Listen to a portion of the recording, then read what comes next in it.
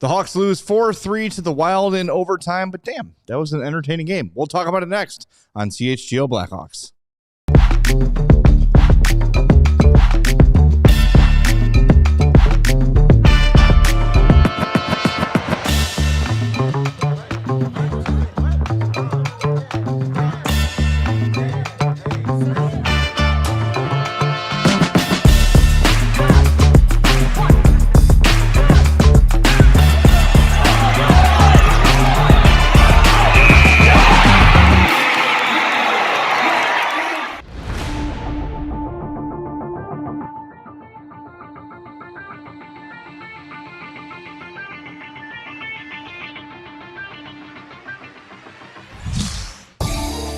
Welcome into the CHGO Blackhawks post-game podcast. Hawks lose 4-3 to the Minnesota Wild in overtime, but there's a lot of good to take away from this one. I'm Jay Zawaski with Greg Boysen. Mario Tirabassi will join us shortly from the United Center. Chloe Thiel is back and running the show today, and we're glad she's here. We're glad you're here too. Do us a favor and hit that like button. And we have been mandated. Subscribe. That's what our meeting was about today. Subscribe to the page. If you're checking us out for the first, it wasn't really that intense. I just want to, I'm oomping it up, for entertainment purposes. But hit that subscribe button for us. If you're watching us on YouTube, we'd really appreciate that. And of course, if you're listening later on the pod, follow or subscribe on your favorite app. All right. This is really a story of two games, and we've seen a bunch of these this year. But this one really, the first period, I think the Hawks did not get the memo that the game was at 6:30.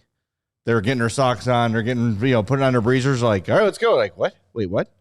Oh, we're not ready yet. And the Wild just took it to them for 20 minutes. It was bad. Outshot 15-7, 16-7. I think they probably shorted the Wild 3 or 4 shots in the first period. We were talking about it. Like, don't they have way more than 2 shots at this point or whatever they had it was? 0 on the board at one point. Yeah, and they had at least already 5. made 5 saves. Yeah. And then the Hawks 7 feels a little bit generous for the first. But then second period, they start to figure it out. They get on the board, and then third period, they really took it to them. They outshot them 7-6, but really felt like the whole period the Hawks had the puck. If I have a general complaint about this one, it's that the team that they were playing against was playing the style that we have begged the Hawks to play all year. When an opportunity presents itself, take the opportunity and put the puck on net. And we saw too many times where the Hawks had the puck and had control. They would cycle, and then turn it over. Right? If you've got a window, take it. Take the shot, get it on net. And you saw when they did that today, they got results. Yeah, this has been, I think we've mentioned the Blackhawks' allergic reaction to shooting the puck Yes. At least once for every single post-game show we have done since CHGO started. Yeah. This isn't something that has just been problematic for this year's team. It's been an issue for a long time that they just... the Wild in the first period, just as soon as they got the puck in the zone, one guy shot it and the other 4 guys went to the net. And that's how they got their goals. Yep. The second goal was a big rebound. Johansson just following up a shot, went right to his stick, easy goal. That's how you do it. And the Blackhawks just so many times tonight, even when they were playing better, get the puck in the zone and then skate, pass, skate, pass, and then turn it over at the blue line, and you're out of the zone without even a shot attempt. It's frustrating. But it's not something that has just been something that has just showed up tonight. It's been a problem all year. It's been a problem it's been a problem since 2015 probably. But like you at some point, this team has to figure it out that, hey, shooting the puck is good, even if it's not going to be necessarily, how many goals in the league, especially this time of year, are scored on those perfect highlight reel shots? Very few. Very few. A lot of them, one, maybe 2 of those today with the Crevier goal and the Nazar goal. But a lot of them are, you just take what's given to you. You get traffic in front. You get rebounds. You screen a guy. That's how the Wild were, getting their offense for most of the night. Another lousy first period. Second game in a row, they gave up 3 goals in the first period. At least tonight they had more. They got a goal in the first period. A big one, too. You look at the possession numbers at 5-on-5. First period, Wild had a 26-10 advantage in shot attempts and a 12-5 advantage, or a 15-2 advantage in scoring chances. The rest of the game, the final 2 periods, the Blackhawks had a 37-27 advantage in shot attempts and a 15-10 advantage in scoring chances. So they definitely, it seemed about midway through the second period, they started to turn. When Ryan Greene got that second goal, they took over the game from that. But, just another night where they just can't, Connor Bedard's got a rebound on a wide open net and it just hops over his stick, and just Mikheyev gets a breakaway and can't convert. Seen that movie before. Just those little things. And, now we have to still talk about this Minnesota Wild point streak against the Blackhawks, at least for another 3 days. 18-0-2? 18-0-1 in the last 19. The Blackhawks have not beaten the Minnesota Wild in regulation since December of 2019. That's crazy. Patrick Kane had a hat trick the last time, and Jonathan Taves had 3 assists, and we hadn't even learned what COVID was the last time they beat him in regulation. It's crazy. But Jeff Blashill's talking points for most of the season is this team having to learn how to win. And now you've had 3 games in overtime against this Wild team. Yeah. You're right there. You have to find a way to push over one more puck. Well, look, maybe Thursday night they get that. Sure. And that is the lesson you're seeing young teams learn, right? They start out a little bit tentative. This is a team that we haven't beaten in 100 years, and they've got our number, and they've got Quinn Hughes, and they've got all these really great players, and they're a little bit tentative, right? And then as the game goes on, they're like, wait a minute. We're hanging with these guys. We can play with them. It's the same thing that happened against Vegas. As Vegas comes out, puts the skate on the throat, it's 3-0 before you can even blink.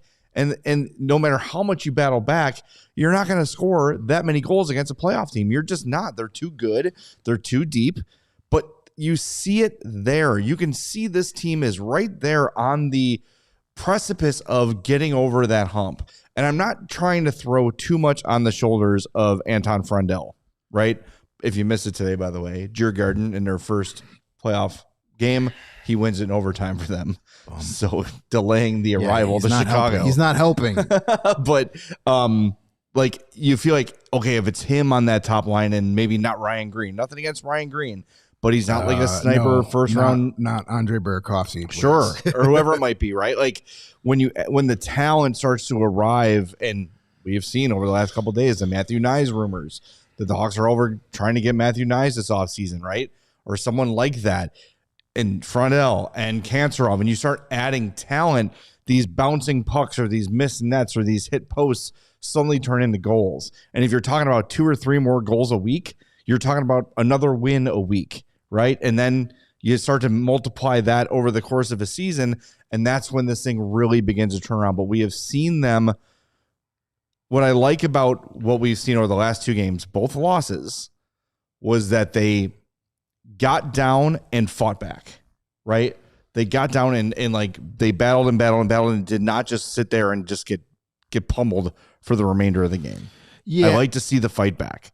For sure. And that's been outside of maybe 4 or 5 games. That's pretty much been the MO of this team most of the season. That's a good characteristic. I wish they didn't have to fight back so much. I wish they could just get a lead and hold it, but they're still learning how to do that. I mean, this is such a young team, and it's going to be young again next year. So these are steps that they need to take, and they're learning lessons right now.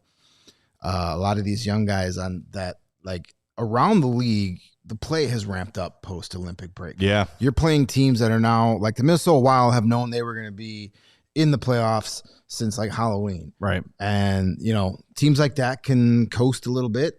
But now they're ramping it up. You know, they got the Wild. Vegas is ramping up because they're in a tight race. They're going to have the Colorado Avalanche after the Wild, and they're ramping up for the playoffs. Like they're a team that, you know, hey, maybe they pulled back a little bit the last month, but now it's time for them to ramp it back up the final month to get ready for the playoffs. You know, that's a lesson that the Hawks are learning now, that like, okay, we're playing really good teams, but oh my God, they have another level, and we have to get to that level. So they're finding that out the hard way. But they're reacting now. But so hopefully, what we saw tonight, come Thursday against this same team in Minnesota, they're the ones that force the issue from the opening puck drop. They're the ones that have the fast start and get out to the lead.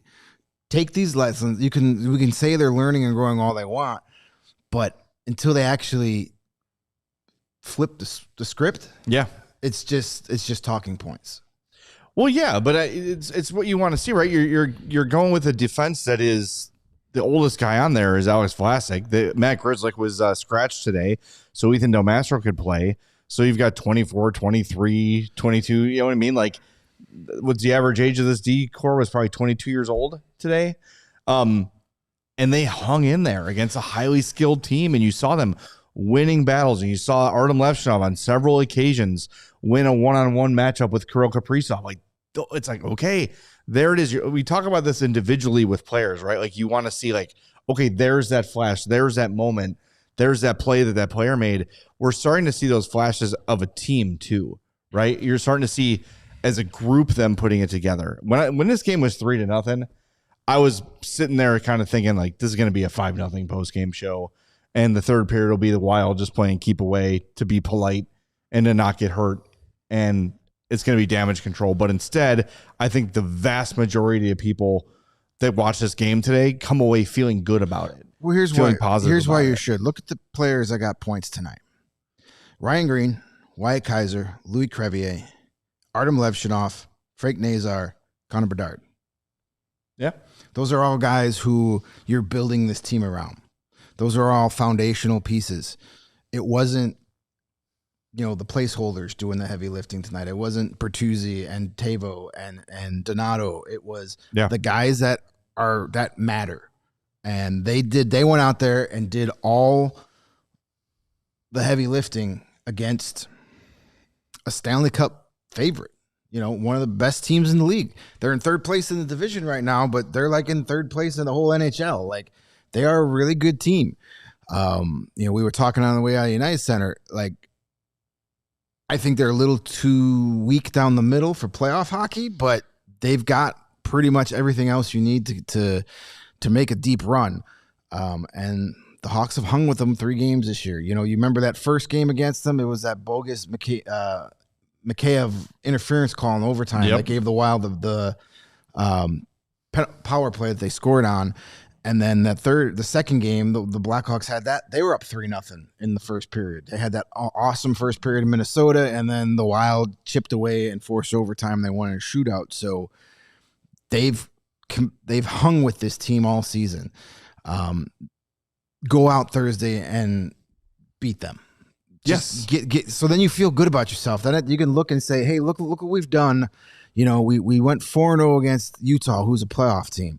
And then we took, we got points in every game and beat the Minnesota Wild at the end. Like, that's a big deal. Those are things you can build off of going in the offseason and next season going, listen, we were right there with the best teams in our division. We're not that far away. We just have to clean up this, and this, and we're right there with them. Look, you said it when we talked to Kyle Davidson last week, and if you missed it, go check it out on our YouTube. We had a nice half-hour plus conversation with the GM. You said, like, do you think you can replicate the vibes that you felt at the end of last season, this season? Because you've had Moore come up and Nazar come up and Levshunov come up and Renzel come up, and all of them look pretty good.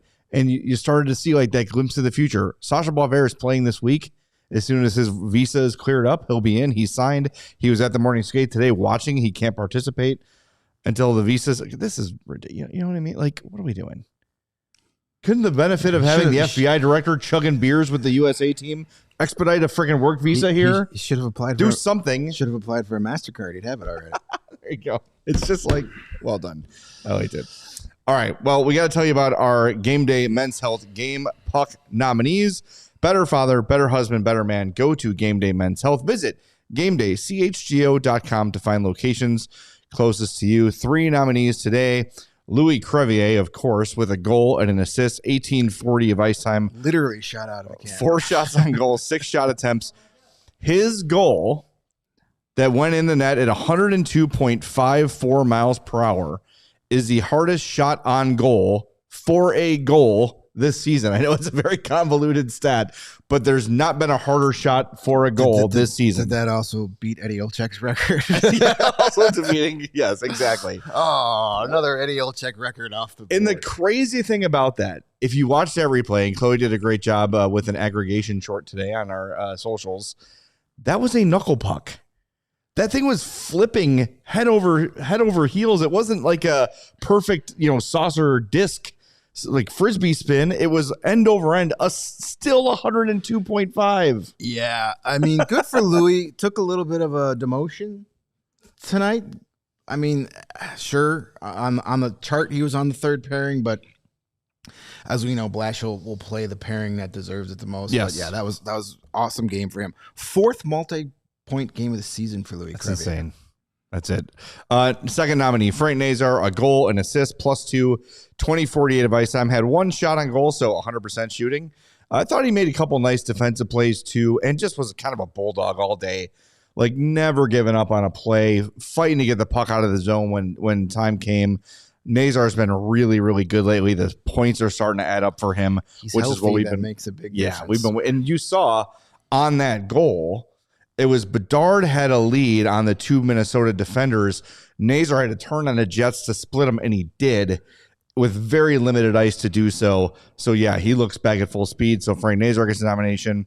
And Connor Bedard, 2 assists, +2, 23:05 of ice time, 4 shots on goal, 8 shot attempts, and won 53% of his faceoffs. These are becoming common Connor Bedard games.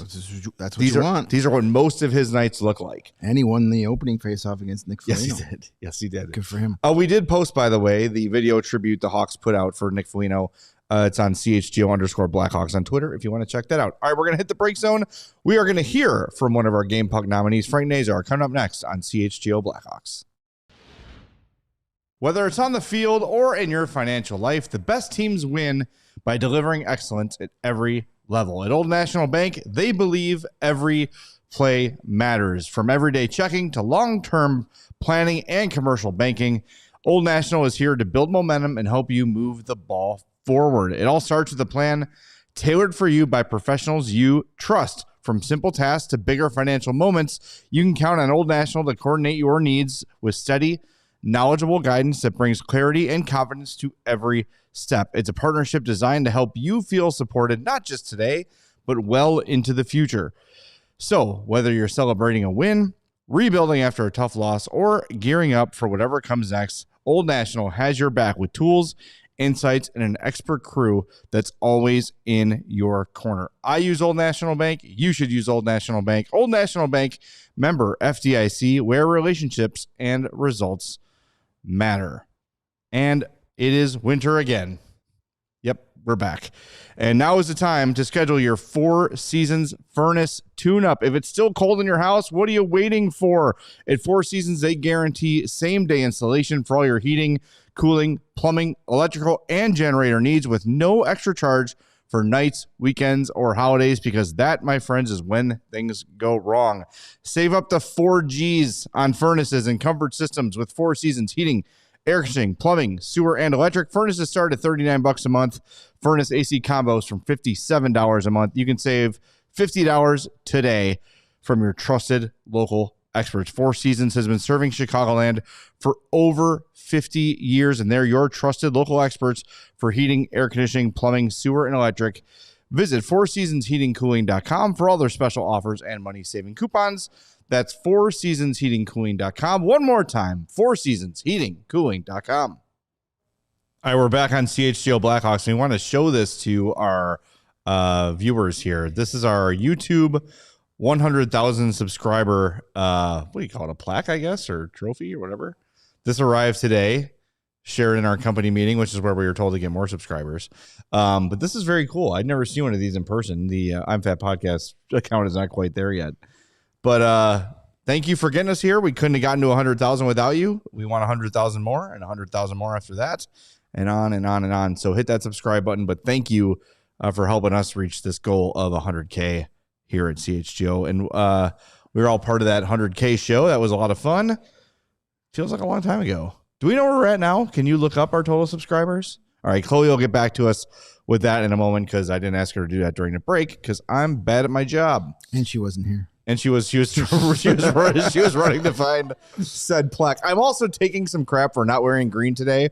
I was literally out of my house. I've been out of my house since 8:30 this morning. I had some car work done. And at about 9:15, I went, it's St. Patrick's Day, isn't it? And I did consider going to Marshall's and buying something green, but we had my basement flood this week, so a little short on cash.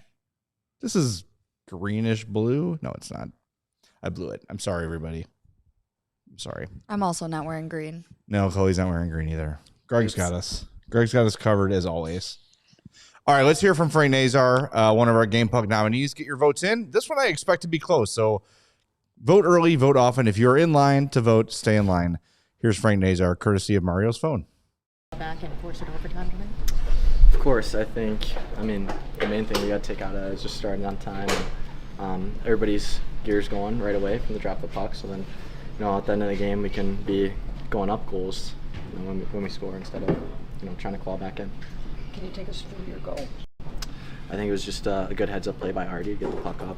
And, Betty using his speed to get around the guys, and they made a bad change there, so we were blessed to get that opportunity and a nice play over and just able to put it in. It's been 4-3 in overtime for the Wild in all three meetings this year. Is it just kind of a reminder of how close you guys are and like how slim the margins can be?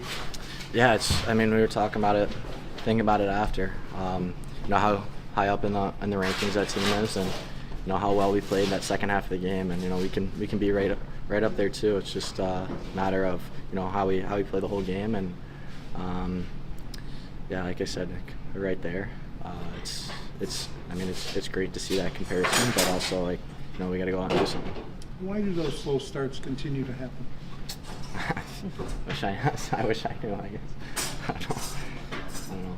Do you have anything to say about the officiating today? It seemed like there was a lot of missed calls. No, I don't have anything to say. I always like when they let us play hockey, right?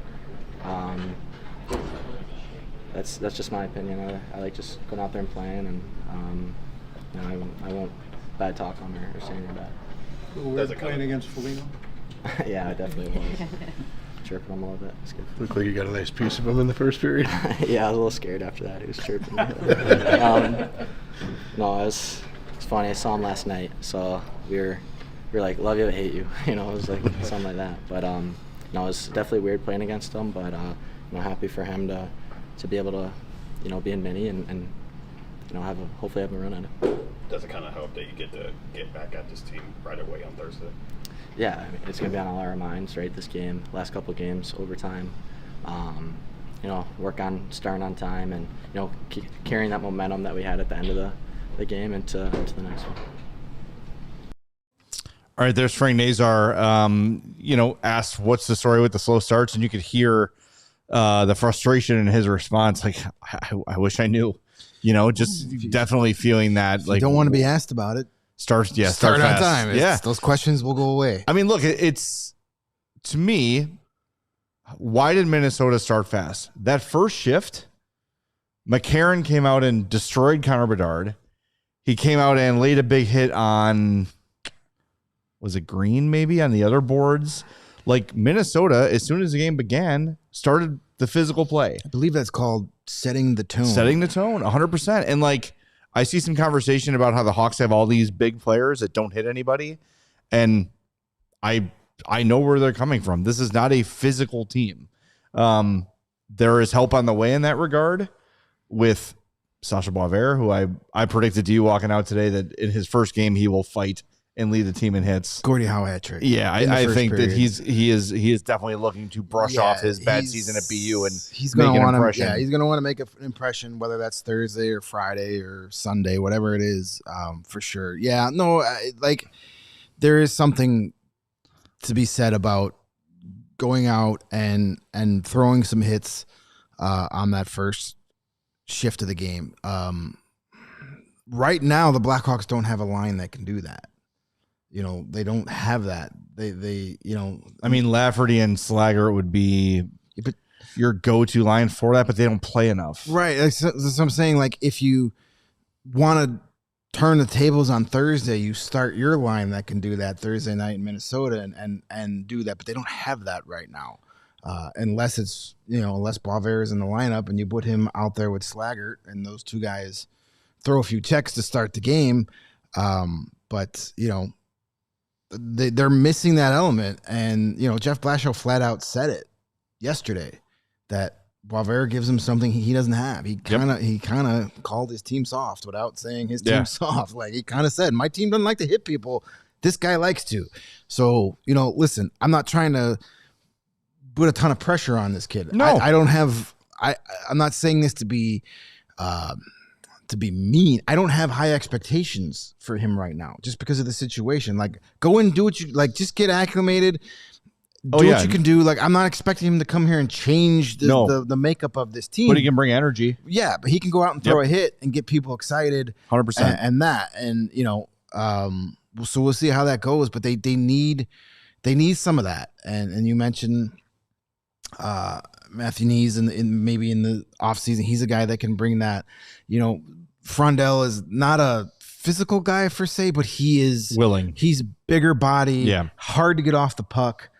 They don't have a lot of that either. So, that can help. You had AJ Spellacy on the way. AJ Spellacy, sure, in a year or two could be in the NHL. I'm not expecting him to be in the NHL next year, at least not to start. You have some of that, and Roman Kantarov can play with a little bit of an edge. If you watch some of his highlights, he's not afraid to go to nuts, but that's not really his job. Yeah. So they definitely need some more of that. You don't need 5 of these guys either. No. You need 1 or 2. You need 2/3 of a line that can go out there and put somebody into the first row of the seats. Today the Blackhawks had 1 player with more than 1 hit. Louis Crevier had 2. Greene, Lafferty, Kaiser, Levshunov, Vlasic, Nazar, and Bedard had hits. The Wild had 1, 2, 3, 4 guys with 3 hits or more. Michael McCarron led them with 5 hits. And then 1, 2, 3, 4, 5, 6, 7, 8, 9 others with hits. Their Hawks are out hit 23-9, despite not having the puck for the first half of the game. Exactly. So, yeah, it's something they have to add, but it's important to realize, like the names we're mentioning, this Blackhawks team that we envision being the product of the rebuild has not fully arrived yet. Like, I see people saying, like, go get Tanner Jeannot, go get Matthew Olivier. All those moves are doing is taking roster spots away from young players. That's a guy those are the guys you bring in when you have your roster set and you need to look for that guy. Bringing in a guy like that now doesn't make a lot of sense. And those guys can be found. Right. Those guys are out there. But that's where we talk about like a Matthew Nyes or a Jason Robertson, like a power forward. That's a different thing. Yeah. Right. But I think if Boisvert is going to, we know Boisvert is going to play this year. I think next year is probably full Rockford for him unless he suddenly reverts to his form from 2 years ago in college, which we don't know.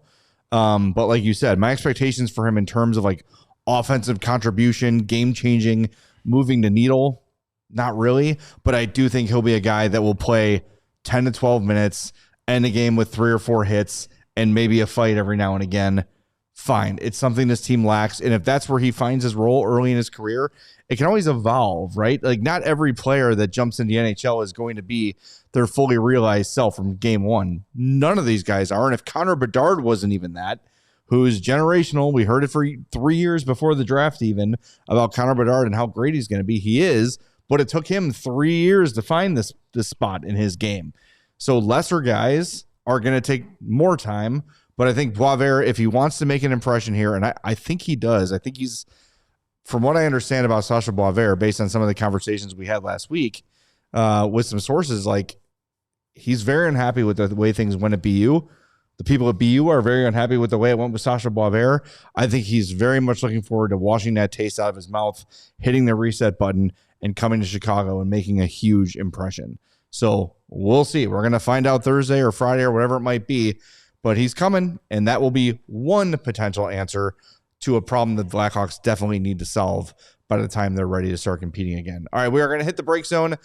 Chloe checked. We're at 106,940. 490. Yeah, 490, yes. So we're 10 away from 106.5. Yes. We can do that. We can get 10 more subscriptions by the time this show is over.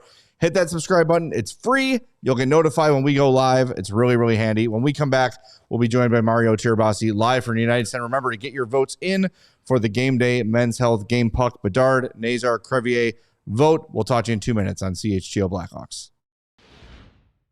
Spring into flavor at Hooters. Hurry into Hooters for the deal of the season. Your choice of 10 boneless wings or 10 buffalo shrimp served with their curly fries or tots for just $9.99. Why not both? Check out their big fish sandwich, perfectly seasoned tender cod, grilled, blackened, or hand battered and fried. You know which one I'm going with. Or enjoy a pound of Hooters succulent snow crab legs served with warm, drawn butter and fresh lemon. And keep things cool with the $6 legendary margarita, or enjoy specials on Dos Equis and Coors Light 22-ounce Big Daddy mugs. Basketball is better at Hooters. Catch all the madness at any of their 11 Chicagoland locations. Check them out at originalhooters.com. Aurora, Countryside, Downers Grove, Joliet, Lansing, Melrose Park, Oak Lawn, O'Hare, Orland Park, Schaumburg, and Wells Street. Again, check them out at originalhooters.com. And if that's not enough protein for you, how about our friends at Huel? They're going to get you squared away with all the protein you need with their ready-to-drink right here. Absolutely delicious. It'll save you breakfast. Have it after a workout, after a meeting, school drop-off. If you're running, this is a grab-and-go meal for under $5 per meal. 35 grams of protein, 27 essential vitamins and minerals, no artificial sweeteners, colors, or flavors. It's gluten-free. Like I said, under $5 a meal. A complete meal you can grab and go, and grab their powder as well. Mix it in. It's great. It's really, really good. You're going to hit those protein goals very, very easily, and that's what you want to do. Get Huel today with our exclusive offer of 15% off online with the code Blackhawks15. That's Huel.com/Blackhawks15. This is for new customers only, but again, go to Huel.com/Blackhawks15 for 15% off online with Huel. Get some protein. All right, we're back on CHGO Blackhawks, and let's head out to the United Center and welcome in Mario Tirabassi, who was in the locker room and heard from Jeff Blashill at the end of the game. Mario, we heard from Frank Nazar. It sounded like a loss from him. You know, he sounded frustrated, sounded upset, which is good. But overall, I think we all feel pretty good about the way this thing turned out. Yeah, you like following the slow start to the game. It's reminiscent of, some recent performances from them. But, it's interesting. Earlier this year, second periods were rough. And it seems like in the last handful of games when they've needed a good second period, they've been able to get it. So that's a bit of encouragement in a game where you come away with a loss. But, yeah, it was a slow start, but they fought back. And I think it's something that, as a young team that's only going to get younger, it's lessons that you need to learn. And 2-1. Can't start that slow, can't put yourself that far behind, but also when you get far behind, how do you need to play to claw your way back into it? And they found that second lesson tonight, which was good to see. It's weird that each game against the Wild this season has been 4-3 going to extra time, but the Wild have won each game. So you while it's good that you're pushing a team like that to extra time, just for the vibes and the confidence, you'd rather be able to get at least one of those in the extra frame to go your way. Yeah, and we were talking earlier, I think once you move some of these third line guys to their proper spots, because you probably have two of those guys playing on the first line right now, in Burakovsky and Greene. When the Frondells get here and other help like that gets here, maybe those overtime results change a little bit, just because you've got more talent and more ability to end a game. And you saw what the Wild were able to do at the end of overtime. What did you say, 2:36 was that shift for Bertuzzi, Greene, and Levshunov? That they just kept the puck on a string. Toying with them. I'm not even really mad at those three. Like, they were just the Wild were just power playing them basically. Yeah, after the first 90 seconds. Yeah, you're effed. I thought Bertuzzi was going to puke midway through that shift. He had hands on his on the knees. bench. He just hit the camels like, oh man, that was a rough shift. But that's not something that happens in every game. And we were sitting there watching it. It was just like after about a minute and a half, we're like, yep, this is how it ends. Yeah, And it was a sure matter enough, of time.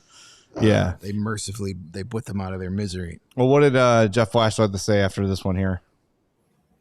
It was pretty evident, that not happy with the way that the game started.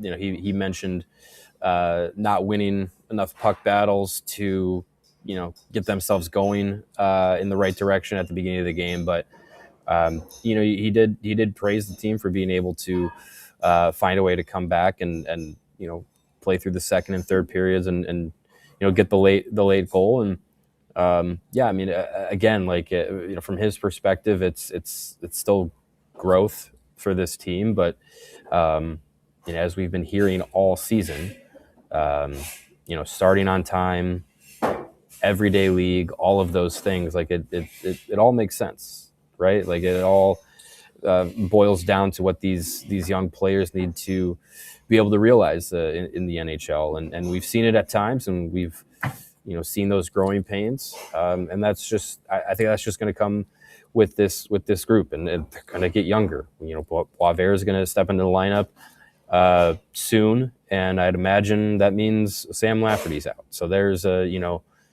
9-year difference, 10-year difference in age, and a big difference in experience.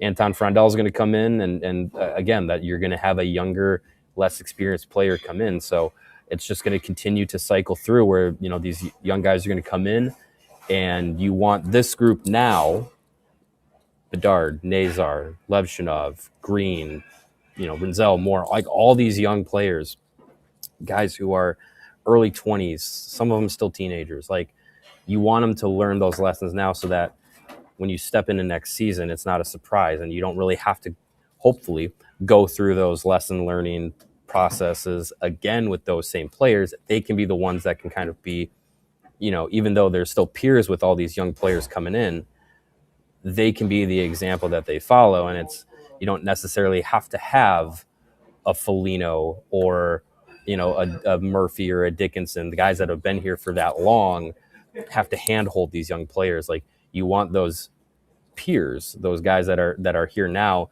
to be the ones to kind of bring the next group in, and that's going to be on them to right now, these final 15 games, to solidify those lessons and take that into next season. All right, should we hear from Jeff Blashill? I know you sent it in. Yeah, he answers 4 questions, but really it's 2 questions. So why don't we just hear the whole thing from the coach himself? Every single game against the Wild has been a 4-3 overtime loss this year. Is there anything you've taken from this series of these 3 games? It's been very close against a good team every time. Yeah, they've probably all been a little bit different. I thought, I'm trying to think back to the first one. We were out shooting them by a lot. I thought we played probably 60 minutes better hockey, honestly, in the first 2. But I will say the second half of this game was real good. So I don't know if I take away anything other than they're, in my opinion, they're a legit Stanley Cup contender, and so that's I thought it was a good answer by us, and it's another good challenge on Thursday. Do you think that it kind of speaks to the growth of on ice maturity to be able to claw back in a game like this? Well, I think it speaks to our guys. There's character in the locker room. They dig in, and it also speaks to their ability. Like I thought once we got going, we were real good, and so it's again we got to make sure that we don't start that way. They came out and played great in the first. They were on top of their game for sure early, and they probably don't think they were quite as on top of it later, and vice versa. So we just got to find a way to try to get that stretched out more to 60 minutes, not be as, the lows can't be as low as it was in the first. This was obviously as young as you've gotten defensively. What went into that decision, and how do you think those pairings fared? Good. Some of it is just an opportunity to get Delhi in there a couple games in a row. Want to see where it's hard to know if you don't kind of get a look at him in terms of where the game's at. I think he's played well enough in Rockford to deserve that, and certainly it wasn't a knock at all on Grizz. He's played really good hockey when he's been in there. But it was something that we talked about, around the trade deadline, and that might be a possibility, and we decided to go that route tonight. So I thought the group, I thought Kaiser was excellent. I thought the group had moments of good and moments of not good enough, and we just got to continue to kind of throw him to the fire and watch him grow. Levshunov played over 26 minutes. How did you feel about his game? A lot of good stuff. Moments of some decisions. He's still got to do a better job at times with the puck. But overall, I thought lots of good stuff. Obviously, a great play on the game tying goal to get it up to Bedsy. I thought he's making progress in things like deception with the puck and things like that. I thought he defended hard. Was out there a lot of times against Kaprizov and Boldy and that crew. And I thought he defended real hard and did a good job with it. All right, that's Jeff Blashill. Well, it seems like just kind of one of those, is what it is. Kind of, we've heard the story 1,000 times. This team has to learn to win, like you said, play a full 60. So aside from that, anything else interesting we learned today? Well, they're at 62 points, so that's more than last season. So hooray! Hey. Improvement, progress. Oh, they vacuumed up the confetti. Otherwise, I would have thrown some. Oh, wait, yeah, hold on. Oh, there it is. Celebrational. There it is. Yes, nice. The confetti drop. That's a 1 point improvement deserves one confetti. one half confetti. Confetto. But I mean, it's a point over last season with 15 games to go. So like, as we're talking about progress, as we're talking about seeing these steps forward in the rebuild process, like, think about how young this team was this season and how young they're going to be to close the season. And you're talking about a team that's on pace for 76 points this year. That's a 15-point improvement from last year. If we walked through the door of game one this season and you said Hawks are going to finish with 76 points, I think we'd all have taken that. So throw in Bedard and Nazar missing a month. Yeah. Right, like it could even be higher. Like if you don't lose those two guys even at the same time, if you lose them for a month each, but not at the same time, like you could at least say like 80 points. That kind of pace would have been attainable for this team. So, yeah, I mean it's not far off from what we expected from this group. If not, it's above what maybe some people might have expected. So, I think that is, as we go through these final games of the season, like that's a big positive. How they've played against Utah this year, how they've played these games against Minnesota where they've been close, like that's those steps forward. And eventually, as this team matures and as you get more talent into the group, these close games against these playoff contending teams are going to eventually turn into wins. And look, they swept the Mammoth this season. So like that's something that you hang your hat on. And I know it's still not actual victories in the wins and losses column, but for a team that's going through this rebuilding process the way that they are, that's what you those are the positives you take, and that's what you take game after game, and you try and stack those up as you move along.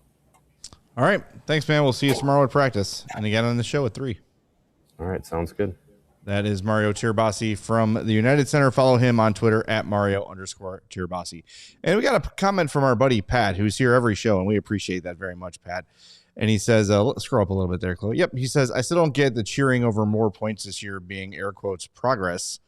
I mean, that's the very definition of progress. As the team gets younger, the point total goes up. They're a better team. they're a significantly better team than they were last year. Yeah. I think that I don't know how else you would define progress. Everyone has ascended, right? Bedard is over a point per game. Nazar went through a slump, but has been red hot to end the year, and it's not a coincidence that, oh, look, Olympic break, time to get healthy, and Frank Nazar looks like Frank Nazar again. You've gotten early returns on Nickel Artis, who many thought wouldn't even play a game in Chicago this year. Oliver Moore. Just look at Artyom Levshunov. 6 weeks ago was getting sat for 3 games for a reset, and we were sitting here questioning, well, did you send him back to Rockford? And tonight, top pairing. That's it. That's progress.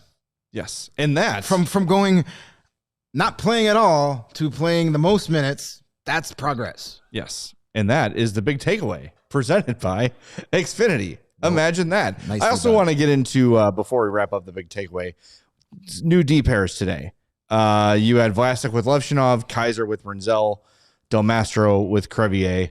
When I look at those 6 and I go man for man, I think they all had pretty solid games. Our old friends at Hockey Stat Cards, Wyatt Kaiser was the highest rated Hawk in this game. I thought Ethan Del Mastro made some really sound defensive plays while also showing the confidence to pinch in deep and try to make something happen offensively. We saw him below the goal line many times. We saw him below the faceoff dot many times. And you also saw when he did that, guys back knowing to cover, right? Like the system is starting to come together. And if you missed it the other night, Jeff Blashill basically has implemented a pretty significant tweak to his defensive system after the deadline, because different players, different roster, different makeup, you're going to want different looks to suit your personnel better. So they're kind of relearning on the fly. And I think aside from that first period, they played pretty well defensively today. And especially the defensemen all had pretty solid games. Well, I hope you liked those defensive pairs and that grouping, because that's pretty much what it's going to be next year. Yeah. Those 6 guys are likely going to be your opening night defensemen next year. So, you know, I was impressed with Arty Levshunov tonight. I thought he played really good defensively. He had a couple plays in that first period when he made some plays that kept it from going way out of hand. There was a play that early in the game, he kind of had a one-on-one with Kaprizov, and you're like, uh-oh. But he got his stick out, and he kept him to the outside and forced him around the net. No shot on goal.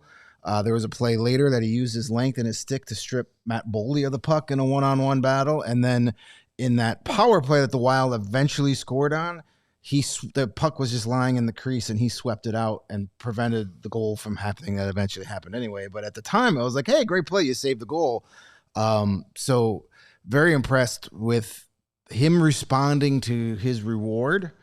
For, you know, Jeff Blashill said that the Vegas game was his best game of the season because he was playing well defensively and physically, and, you know, should have had a goal in that game. And tonight, you know, you saw a little bit of that full package. You're definitely seeing a much better defensive player, and even on his breakouts and getting the puck out, he seems like the game has slowed down a little bit for him. I think so too. He's not as anxious as he was earlier in the year. He's a little more calm. He's taking his time more. Before, he'd get the puck and it'd be like jumpy. Somebody just pulled the pin on a grenade and he's got to get rid of it. Yep.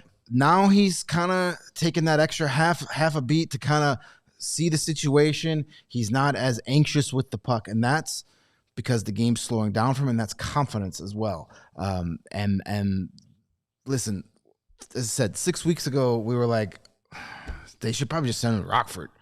Oh, reset. What is this all? And the kid has responded. He got to play top pair tonight, and he responded with another solid game. These are the things you want to see over the course of an 82-game season, where you're like, look at Arty Levshunov opening night compared to now. It's night and day.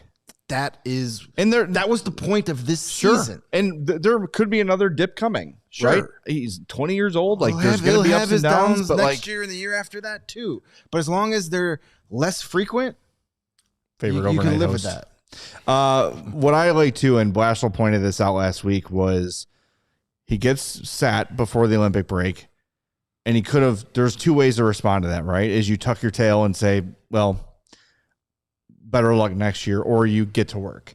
And while the Olympic break was happening, Artyom Levshunov went to Florida and was on the ice and was working to improve his game the entire time. That's the response you want to see.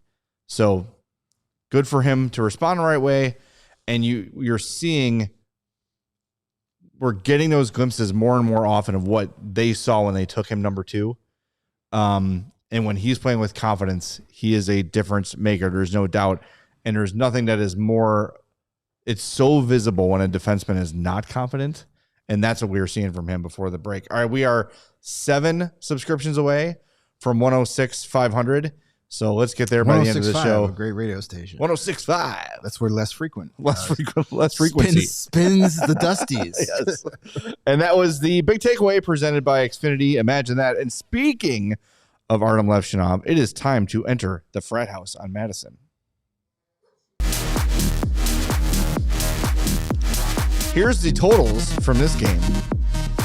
Artyom Levshunov, 2 shots on goal, had an assist, 9 shot attempts for Artyom Levshunov in this one, and 25-55 of ice time. That was just that shift in overtime. Now, yes, the overtime shift was 2.5, 236. So maybe cancel that out. But that is number 1 defenseman stat line. I mean, Jeff Blashill, Blashill, 25-55, 2 shots on goal, 9 shot attempts. That's what you want to see. And a point. Had an assist. That's what Jeff Blashill said about him yesterday after practice, where he said, if you can get a player that plays well defensively, brings the physicality, and also contributes points in the offensive zone, you got yourself a special player, and you're starting to see that round together for him. Yes, you still have every once in a while you're like, ooh, why did you make that pass? Or why did you were a little easy on that puck? But those plays are happening so much less frequent. Again, our favorite 106.5. It's happening fewer times a night.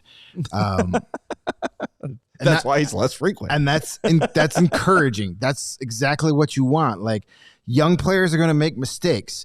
It's when young players make the same mistakes over and over and over again, that's when you start to worry. But when you start seeing him make the right play as opposed to the rushed play up the middle of the ice, that's him learning. That's him getting it. That's him becoming a better player. And that's very encouraging going into next year. Finish out this season strong. If he worked that hard in the 10 days off in the Olympic break, imagine what he can do this summer to get bigger, to get faster, and get a little meaner. Yeah. And our buddy Steve Smart, who's always on top of things, my final box score did not match his, so I hit refresh a couple times. I did it 4 times before I did this. Levshunov actually finished with 26-29 of ice time. I believe that is a career high. Those are, yes, those are Duncan Keith numbers. Check the stats. And that's what was the game where he had the 5-minute shift or whatever it was? Yeah, he just got stuck up there. He just got the entire period. It felt like. And look, in his Giggity's points out, he put the puck in the net the other day. Yeah, he should have scored. It was a little what was it, interference? What was the call? Hand pass. Hand pass. Yeah, that because Ryan Greene's Why are we reviewing? I know you guys probably I got into it. Why are we reviewing that in a 4-0 game in the first third period? Exactly. That too, and Piss off, and also Cassidy. the statute of limitations on, because the Hawks had already put after that happened. The Hawks put a shot on goal, and the Wild touched, or the Vegas touched the puck. Right. They did that same. Through your hand pass, it's over. Cassidy did that, and remember the home opener 2 years ago, Bedard's first game. He took Bedard's goal off the board. Oh, yeah. Because it was offside, but possession changed like 5 times. Once possession changes in the zone, that's it. I had this rant against Vegas. But the floor is yours, man. I know you're passionate about this. No, I hate replay. Replay sucks. By definition of the rule, sure, that was a hand pass. But as you said, it did not. He didn't pass it with his hand directly to Levshunov, who shot it in the net. Yeah, it's stupid. It's dumb. There's so many things that the NHL needs to change, and that getting rid of replay is one of them. Yes, Bruce Cassidy. Yeah. Bruce Cassidy. Perfect. Future head coach of the Columbus Ass Jackets. Yes, that's good. We got some super chats we got to get to. Let's do those, and then we'll reveal our Game Puck winners. Get your votes in. You're running out of time. Don't tell me the totals, Chloe, but are we close? It's close, so it's still within deciding space. All right, get your votes in. We'll So reveal you're the saying winner. we need more frequent voting on that, not less more frequent. frequent. Okay, gotcha. William the Walrus, come on, be nicer to yourself. Cuckoo. Says, forgive me if I missed it, but was there ever an official statement on the Oliver Moore injury? I loved watching him play all season. Yeah, so it's hockey, so it's lower body. They're not going to tell you what it is, but the assumption is that his season is over. Yeah. I don't know that I do not expect him to play again this year, but Jeff Blashill did say that it's not going to affect next year's training camp at all. Yeah. So they said about a month for him to like start skating. At that point, what's the point? Like, you Just start skating, but you're not getting back in the lineup. Yeah, but you're thinking maybe at that point like high ankle sprain or something like that. Which I mean, based on the play, I think he did something to his knee because the way he hit the board, it looked like a contact injury, not a bendy injury. But I'm not a doctor. we'll see. And Healer 1515, $10 says Healer with Oliver Moore. He'll be back soon. yeah, let's go. Meet up with Ollie. Sorry, just tuning in. I hope next year we get 1 or 2 guys who can address the big hits next season. Our skilled players have been taking big shots the last 20 to 30 games without answers, and teams know this. That's true. And we did talk about this at length earlier in the show, so we're not going to rehash it. But my first thought in this game when McCarron put that hit on Bedard, and then again on, I think it was Ryan Greene, was Nick Foligno communicated to his new teammates that this team is vulnerable to being pushed around. So push them around. Well, I don't think they needed Nick Foligno to tell him that, but he probably. But did I mean, say, if you're looking for, if Nick Foligno was asked like, "Hey, what's the way to impact the Hawks negatively?" Go at him. Go directly. And I think you saw it too. And he's got experience with this. There were a couple times Levshunov handled it well, where on the power play, guys were backing him up behind the net. And that's what we were seeing earlier this year with Levshunov was that's when the panic would set in. Right. When he's getting pressured, the guy's not trying to check him or anything, but he's just pushing him back. And that's when Artie would get antsy and fumble the puck much calmer. There was a sequence where he was getting backed up and the puck did end up in front of Spencer Knight. But somebody was there to bail him out. Yeah, but in my mind's eye, I don't know if that was totally on him. Yeah, so I got to go back and watch that play. But yeah, I mean, the message is out, and that's a good point by Healer. Like they've got to. It is something that needs to be addressed, and as we said earlier, right, there's help coming this week in that regard in Sacha Boisvert. But I don't think you're counting on Sacha Boisvert to be part of things in the NHL next season. You lost a bit of that with trading Connor Murphy. He was always the first guy to get there. And, you know, Colton Dock was a guy, too. That was your big. So you lost those 2 guys, and you don't really replace them with guys who are at that same level as far as the physical play and the willingness to mix it up. So did you see the big news, by the way? Connor Murphy got a goal. That assisted by Jason Dickinson. Yeah. But both Docks are hurt. Really? Yeah. Is that the first time that's ever happened? This week, yes. Is it though? I don't know. Actually, I don't know. Yeah. I like both those guys, but man, stay on the ice. I think their bodies are trying to tell them to pick a different career. I don't know. Yeah, we'll see. But yeah, Sacha Boisvert will come, and however many games he plays, he will. I mean, if he's not, I have concerns. If he's not shot out of a cannon, literally, like Jason Dickinson the other day, and just hitting everything that moves and dropping the gloves, that would be concerning. Because to me, if I was Sacha Boisvert, got your wish, by the way. Ooh, practice canceled. Cancel tomorrow. Damn it. That sucks. Oh well. You know, let's celebrate by naming our Game Day Men's Health Game Puck winner. It goes to Blackhawks PR for canceling practice. Better father, better husband, better man. Go to Game Day Men's Health. Visit GameDayCHGO.com to find locations closest to you. Chloe Thiel, who is the winner of our Game Day Men's Health Game Puck? Crevier is the winner. 40%. Connor Bedard is 36%, and Nazar was 25%. I'm going to give you a game puck, too, for using the microphone correctly, too. Hell yeah. See, that is progress. It only took since November. The kids on the ice are learning, and the kids here in the studio are learning, too. If it's something that needs to be announced and everybody needs to hear it, I will use the microphone. But otherwise, if I feel like not everybody needs to hear it. But the problem is that we hear it and we go, what? And no one listening on the podcast know what we're talking about. I mean, they don't know what we're talking So about. they need to hear you. I was gonna say. So when you're talking and we need to acknowledge it, they got to hear it. Yeah. Yeah. You'll There get you there. go. I believe in you. But One I'm day. glad you're back. Thank you. Yeah. Did you see that I was commenting the entire time? You put your Borg down. Saturday? Put my Borg down, and I was commenting. You were. I did see you in the chat. Yes. Good job. Thank you for always thinking about the show. You're welcome. All right, we will be back tomorrow. No practice, but we will be here for a show, 3 p.m. Don't miss it. Set your alarms and subscribe. I don't think we hit our goal, but we're going to hit it by tomorrow. That's for damn sure. We'll talk to you then. Make sure what? We got another one? Where are we at? 494. Not going to get 6 more within the next 6 seconds. All right, everybody. We'll talk to you tomorrow at 3 on CHGO Blackhawks. We all silly like the mayor.